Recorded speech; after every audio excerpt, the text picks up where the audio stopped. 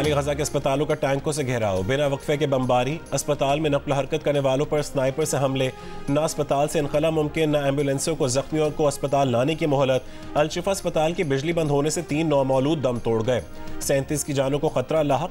बच्चों से मुतालिक यूएन एजेंसी यूनिसेफ का गजा के अस्पतालों और बच्चों के तहफ़्फ़ुज़ का मुतालबा, कहा खौफनाक इत्तलात मिल रही हैं, बिजली बंद होने से इंक्यूबेटर में बच्चे मर रहे हैं। आलमी इदारे सेहत का कहना है कि गजा के सबसे बड़े अलशिफा अस्पताल से उनका राबता कट गया। खतरनाक होती सूरत हाल पर तशवीश का इजहार, डॉक्टर्स विदाउट बॉर्डर्स का फौरी जंगबंदी का मुतालबा, कहा कि फौरी अमल ना हुआ तो अस्पताल मुर्दा खाने बन जाएंगे। मवासिलाती राबता खत्म होने से जानी नुकसान का दादोशुमार रखना मुश्किल हो गया।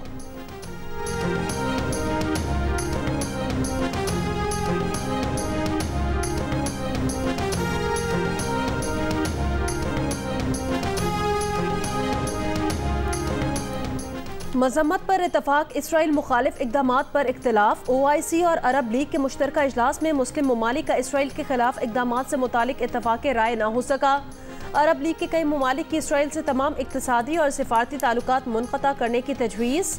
इसराइल और इसके इत्तेहादियों को तेल की फराहमी रोकने का भी मशवरा। मुत्तहिदा अरब अमारात, बहरीन समेत 3 ममालिक ने तजवीज़ मुस्तरद कर दी। OIC के कई ममालिक ने सख्त इक़दामात के नतीजे में जंग मज़ीद फैलने के खदशे का इजहार भी किया।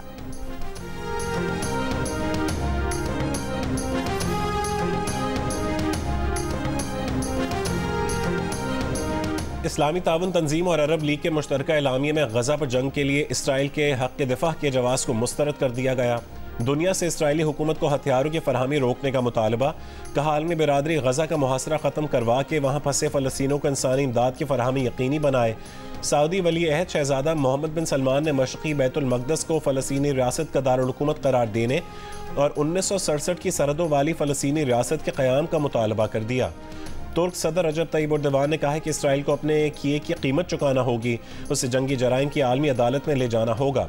ईरान के सदर इब्राहिम रईसी ने कहा है कि हमें सेहूनी रियासत से निजात के लिए मज़ाहमत और हमास की हिमायत करनी होगी। फ़लस्तीनी सदर महमूद अब्बास ने कहा कि हमें इसराइली काबिज़ फ़ौज की जाहिरियत का सामना करने के लिए अकेला छोड़ दिया गया है।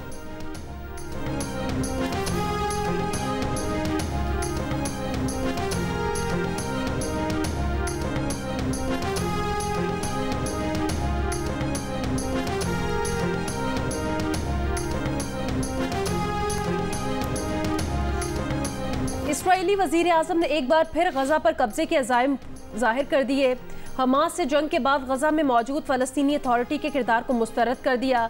कहा हमास से जंग खत्म हुई तो ऐसी अथॉरिटी नहीं होगी जो अपने बच्चों को इसराइल से नफरत सिखाए या इसराइलियों को मारने और इसराइल की रियासत का सफाया करने की तालीम दे।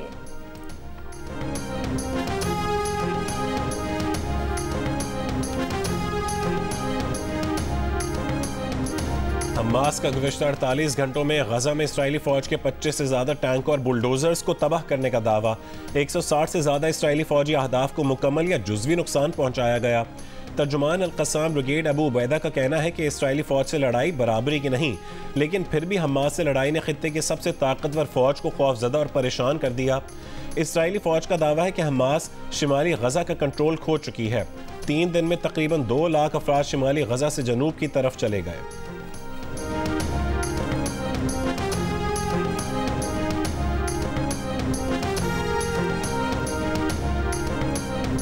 चंद घंटों गायब रहने के बाद लाहौर में स्मॉग पलट आई। दुनिया के आलूदा शहरों में आज लाहौर का दूसरा नंबर फ़ज़ाई मयार मुज़र सेहत। माहिरीन का कहना है शहरियों को एहतियात नहीं छोड़नी चाहिए, मास्क का इस्तेमाल और गैर ज़रूरी बाहर निकलने से गुरेज का मशवरा।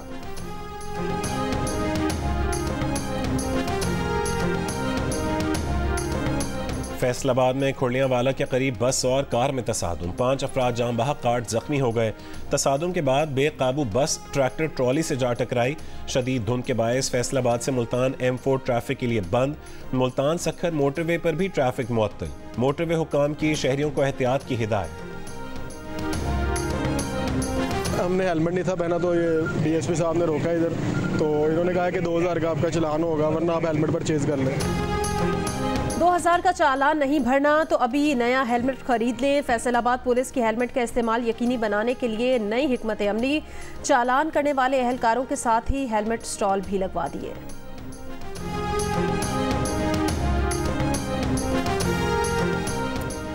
खैबर पख्तूनख्वा के निगरान वज़ीर आला की तकर्रुरी। गवर्नर हाजी गुलाम अली ने साबिक वज़ीर आला महमूद खान और साबिक अपोजिशन लीडर अकरम दुर्रानी को मुशावरत के लिए आज 11 बजे बुला लिया।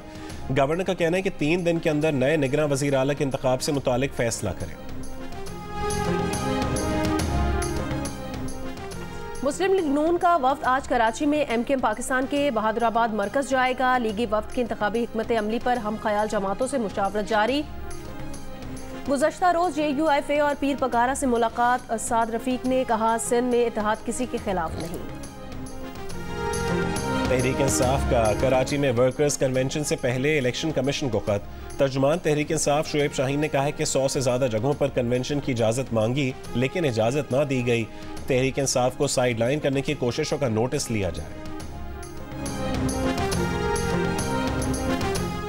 वर्ल्ड कप से पाकिस्तान की छुट्टी। आखिरी मैच बड़े मार्जिन से जीतना था, टीम बड़े मार्जिन से हार गई।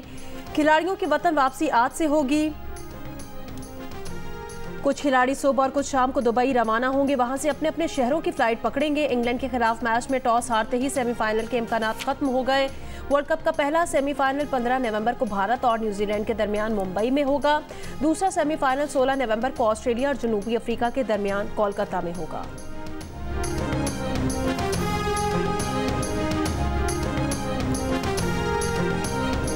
पाकिस्तान की कमजोर बैटिंग लाइन एक बार फिर रेत की दीवार साबित हुई। कोई बल्लेबाज जमकर क्रीज पर ना टिक सका। ओपनर अब्दुल्ला शफीक 0 और फखर जमान 1 रन बनाकर आउट हो गए। कप्तान बाबर आजम 14वें ओवर में ही टीम की नैया बीच मंझदार में छोड़कर चलते बने। रिजवान, सऊद शकील और सलमान आगा की मज़ाहमत कमजोर रही। 150 रन पर पाकिस्तान के 7 खिलाड़ी आउट होने के बाद टेल एंडर्स ने छक्के चौके लगाकर बल्लेबाजों को बताया कि यूं खेलते हैं। 337 रन के जवाब में पाकिस्तान टीम 244 पर हिम्मत हार गई।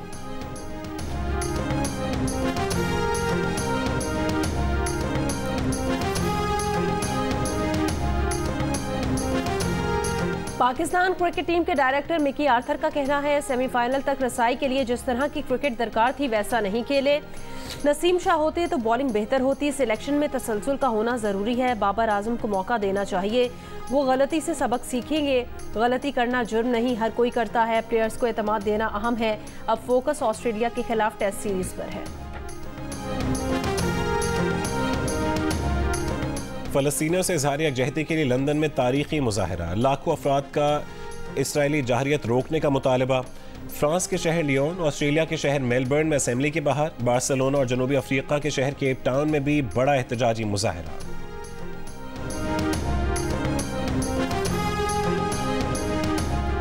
डोनाल्ड ट्रंप के सदर मुंतखब होने पर इमिग्रेंट्स के खिलाफ बदतरीन क्रैकडाउन की मनसूबाबंदी। अमरीकी अखबार का कहना है गैर कानूनी इमिग्रेंट्स को कैंपों में रखकर बेदखल किया जाएगा। बास मुस्लिम ममालिक के शहरियों के अमरीका आने पर पाबंदी फिर से लगाई जा सकती है।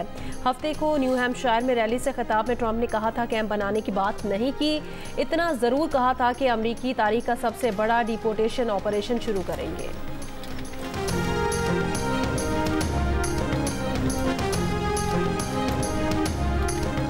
नमूनिया से बचें, बर वक्त इलाज करवाएं, एहतियात करें, आपकी हर सांस कीमती है। नमूनिया से आगाही के आलमी दिन क्या थीं। खैबर पख्तूनख्वा के सरकारी स्कूल्स के बच्चे भी प्रोग्रामिंग, ग्राफिक डिज़ाइनिंग और ऐप डेवलपमेंट जैसे फ़नून सीख सकेंगे। सूबे के 700 स्कूल्स में 6ठी, 7वीं और 8वीं क्लास के तलबा के लिए डिजिटल लिटरेसी प्रोग्राम शुरू।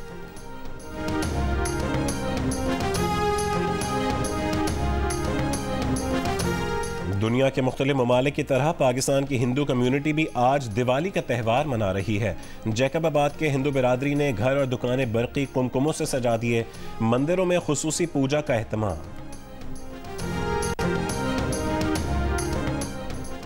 वादी गिलगित में जश्न आज़ादी Gilgit Baltistan free style polo tournament. GB scouts ने नॉर्दर्न लाइट इन्फेंट्री को 5 के मुकाबले में 6 गोल से हराकर टूर्नामेंट अपने नाम कर लिया।